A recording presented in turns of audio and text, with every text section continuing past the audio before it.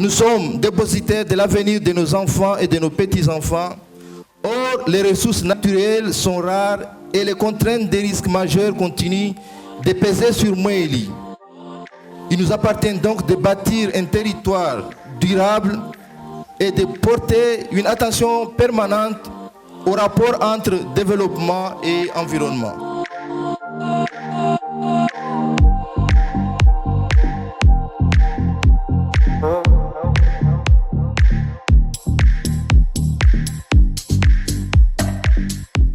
L'île de Mouéli est la plus préservée des îles de l'Union des Comores.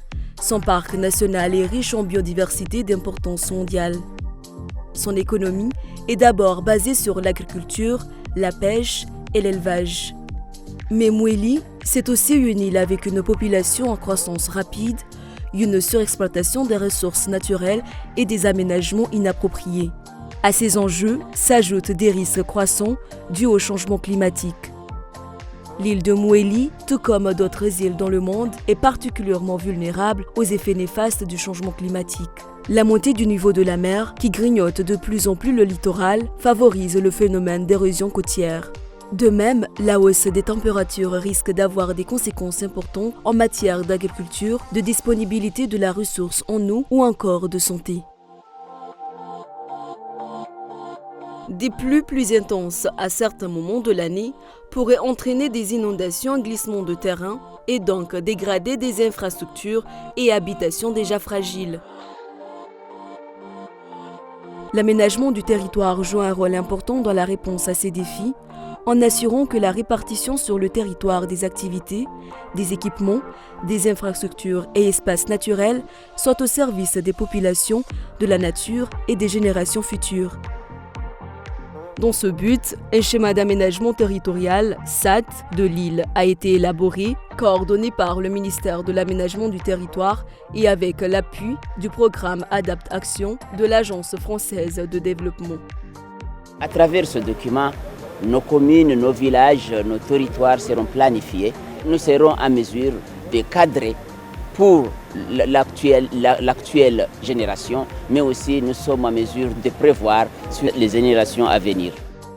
Le schéma d'aménagement, c'est savoir utiliser l'espace par rapport à nos activités qui sont humaines, pour notre développement.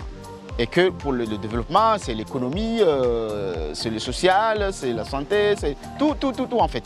Donc, mais ce qui est important, c'est la répartition, c'est la gestion de cet espace-là. À quoi va ressembler Mouéli dans 15 à 20 ans?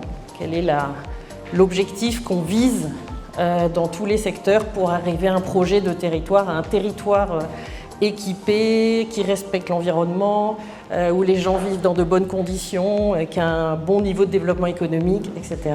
dans 15 à 20 ans.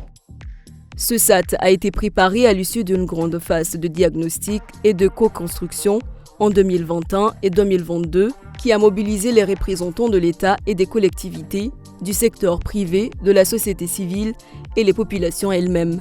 L'approche a été une approche plus inclusive qui est allée plus près de quoi des citoyens, même les citoyens les plus bas, c'est-à-dire les plus concernés, notamment les agriculteurs, les villageois d'ici et là. Bien sûr, il y a eu des ateliers aller dans ce sens-là.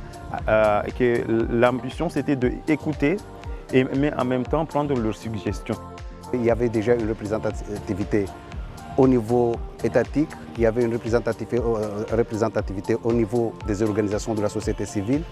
Et pratiquement, à chaque fois où il y avait les ateliers, il y a tout le monde qui a participé, il n'y avait pas eu de manquement. Donc du coup, on peut dire que la population de Mouéli a été fortement impliquée dans ce processus. Ce qui était très bien, c'est que voilà, on nous exposait un thème et c'était à nous vraiment de définir, de voir comment on veut faire Mouéli dans l'avenir.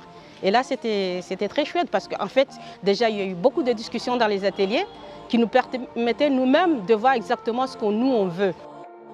Le SAT propose de structurer le territoire autour de 3 pôles principaux reliés par une route bien aménagée et de mettre à niveau les équipements pour un accès équitable dans chaque localité.